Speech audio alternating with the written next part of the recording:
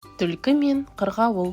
Бір түлкі қалың ағашты аралап келе жатып, ағаштың басында отырған қырғауылды көреді де, жақындап келіп, «Сәлеметсіз бе, қырғауылым, қалың қалай?» дейді.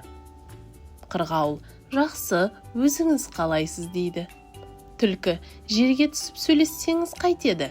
Бір құлағым естімеуші еді». Қырғауыл: «Жерге түсуге қорқамын, жерде әртүрлі аңдар бар, жеп қоюы мүмкін» дейді. Түлкі: «Әй достым, қазіргі заман бұрынғы заман емес, жаңа ғана естіп келдім, біреуге біреу зорлық қылмасын, қой мен қасқыр бірге жүрсін, түлкі мен тауық бірге жүрсін деген бұйрық шығыпты» дейді. Қырғауыл: «Жақсы хабарыңыз бар екен, рахмет достым, мына жақтан біраз иттер келе жатыр, оларға да хабарыңызды айтсаңыз, естісін». Ит деген сөзді ести сала түлкі алды-артына қарамастан қаша жөнеледі. Қырғауыл: «Қайда барасыз, түлкім, бұйрықты ұмытып кеттіңіз бе?» дейді. Түлкі: «Кім біледі, бұйрықты иттер естімеген шығар» дейді міңгірлеп.